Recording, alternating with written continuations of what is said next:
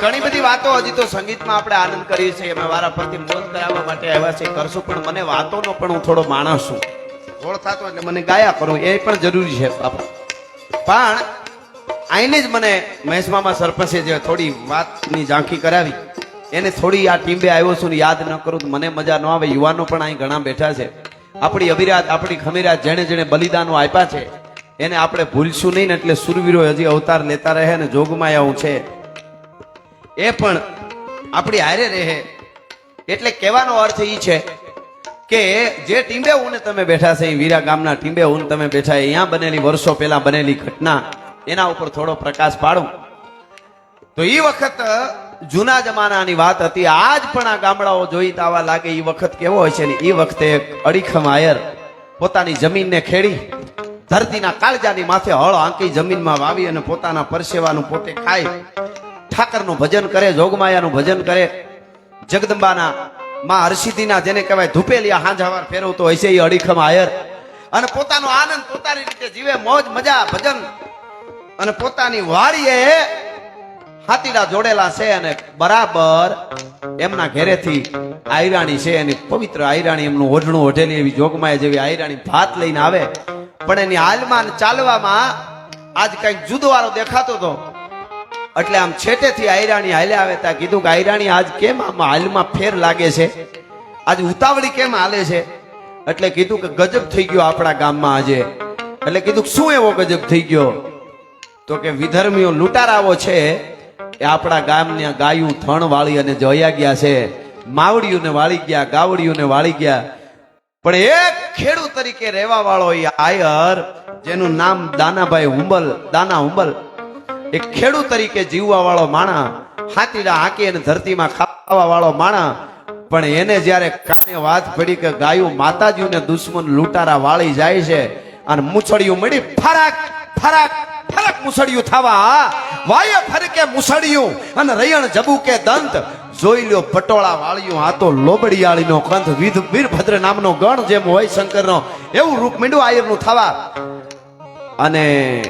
કીધું કે હું જાઉં છું તો કે ઈ વિધર્મીઓ ઈ રાક્ષસો ટાણે ટાણે અડધો અડધો ઘેટો ખાવા વાળા છે, ટાણે ટાણે અડધો ઘેટો ખાવા વાળા છે. આયર એને એકલા કેમ જીતી હકશો ને ગાયુંને વાળી હકજો? તો કે ટાણે ટાણે અડધો ઘેટો ખાવા વાળાને મારી આ ભવાની માં તરવાર, મારી આ તરવાર એક એક ઝાટકે એક એક ને નો ખાય તો આજ માં હરસિદ્ધિ મારા કાંધે હાથે બેઠેલી નો કહેવાય, મારી તરવારે બેઠેલી નો કહેવાય. હું દાનો હુંબલ છું. અને ભાઈ ગડગડતી દોટ મૂકી એનું રૂપ બીજું જોયું, ગામના પાદરમાંથી નીકળ્યો એટલે દરબાર એક રાજપૂત ધરાશીશ તો ધરે મરે પણ ખેદન મૂકે, ભાગે નહીં સો લરે સુરબદ કદી ચૂકે, નિરાધાર કો દેખ દિયે ગાધાર ગાપ બલ અડગ બચન ઉચાર, સ્નેહ में કરે નહીં છલ પરત્રિયા સંગ ભેટે નહીં, અને ધરત ધ્યાન ગવ ધૂત કો કવિ સમજ ભેદ પિંગલ કહે કે યાય ધર્મ રજપૂત કો. એવો એક રાજપૂત એક દરબાર એને ખબર પડી દોડતા આયર ને દાના હુંબલ ને જોયા એટલે કીધું કે ક્યાં જાવ છો? પટેલની સાપ, આપણે આયરમાં સાપ હોય ને ઘણી પટેલની, પટેલ ક્યાં જાવ છો? અરે ગાયું વાળી ગયા, દુશ્મનો લૂંટારાઓ જાય છે અને રાક્ષસોને હિમાળો ન વટવા દેવાય. અને ઈ વખતે કીધું કે આયરનો દીકરો જો ગાયું માતાજી માટે હાથમાં તરવાર લઈ લડવા જતો હોય તો હું પણ ક્ષત્રિયનો દીકરો મારાથી કેમ બેહાય? અને એણે ગડગતી દોટ મૂકી તરવાર ખેંચી અને બે જણા કહેવાય છે કે વીરાથી આગળ સીમાડે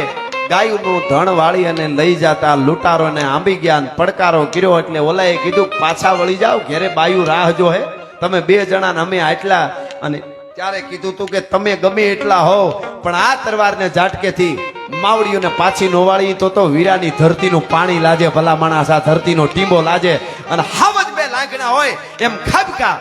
ત્યારે કહેવાય છે રાજપૂત જે દરબાર હતા એનું તો ઇતિહાસમાં નામ છે, પાળીઓ છે, નામ નથી મળ્યું, પણ દાના હુંબલ અને ઓલો રાજપૂત દરબાર એ બે લડતા હતા ત્યારે ડગલા કેવા માંડ્યા છે અમારી ભાષામાં કેવું હોય તો પંજા નાખતો ગાવીયો સિંહ ડાલા મતો કાળ જાળ જાડાળો હાલીયો તેતો ડુગરા ગણ આદિયા ડુગરા ઢૂંઢ હાલીયા પથીરે માથે લાગીયા કેતારા કેતા અરે આહા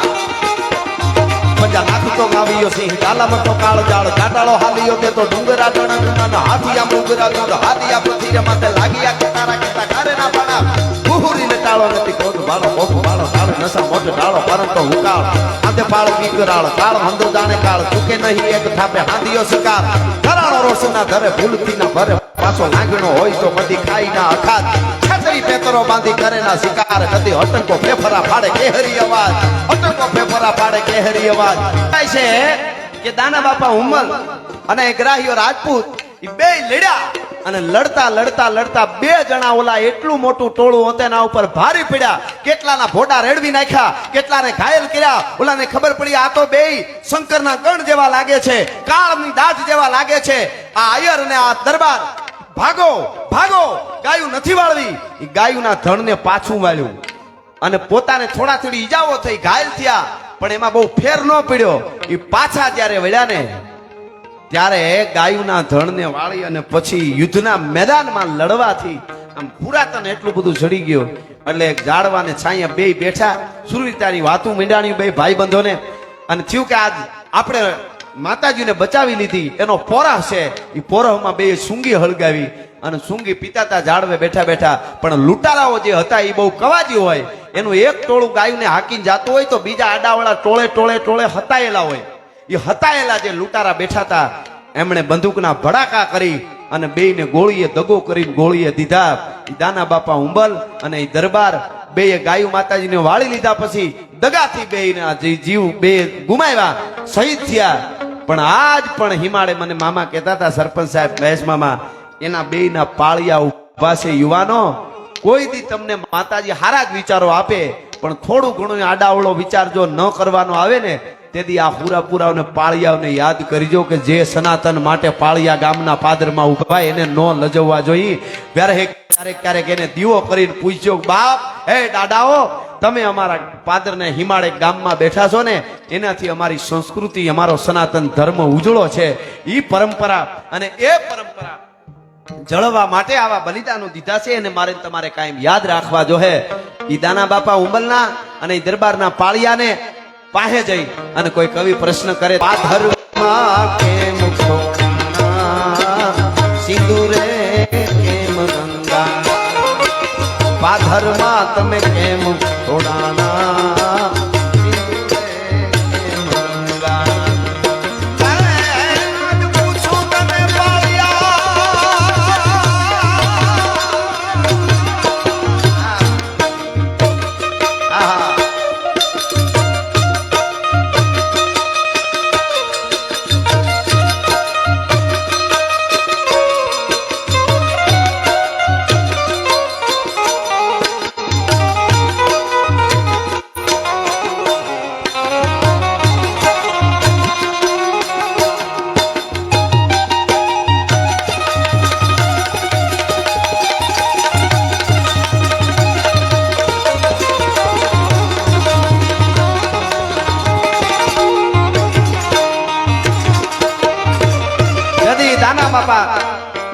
દાના આપા હુંબલ એમ કહે છે અને ઓલા દરબાર એમ કહે છે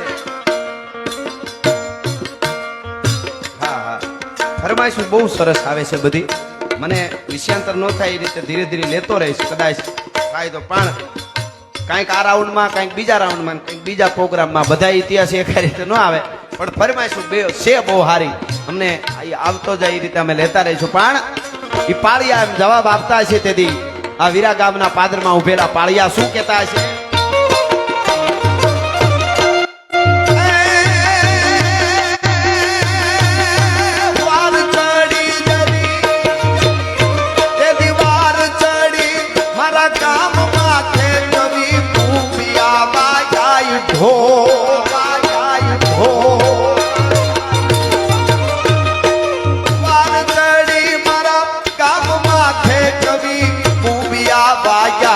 ઢોલ કવિ રાજકુવિયા વાગ્યા અવની મોર સાબતા થયા તેથી અમે આઈ થોડા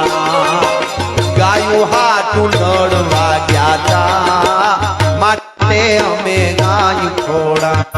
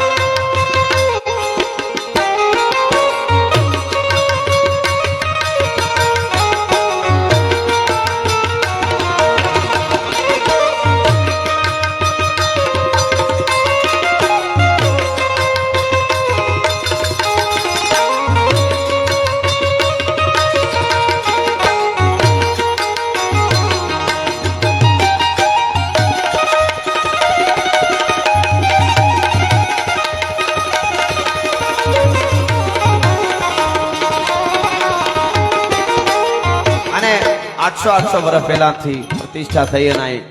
જગડુ શાહ જેવા દાતાર વાણિયાએ જેને કાળને ધરવેલો એણે જ્યારે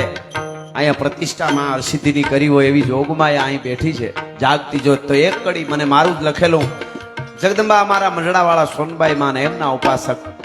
મેરને ઘેરે અવતાર લીધેલી જગદંબા આ પૂતી આઈની વંદના કરતા મેં આ ગીત લખેલું. પણ અહીંયા માં હરસિદ્ધિ પણ એવી બેઠી છે. અહીં બેઠેલા ને જેને શ્રદ્ધા છે એને કાયમ હોંકારા દે છે. એટલે આ કડી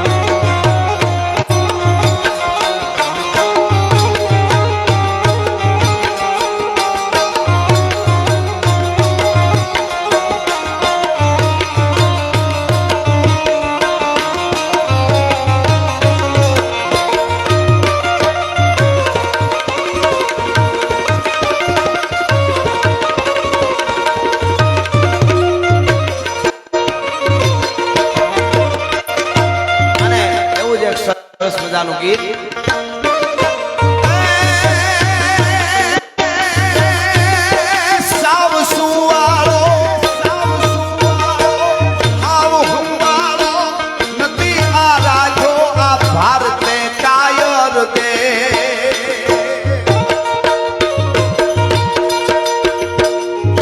ધારી તરસૂળ ધારી મારો ચક્ર ધારી વાસુદેવ હિંગાણા ધૂપ દીધા છે ગીતાજી ના પાઠ પીધા છે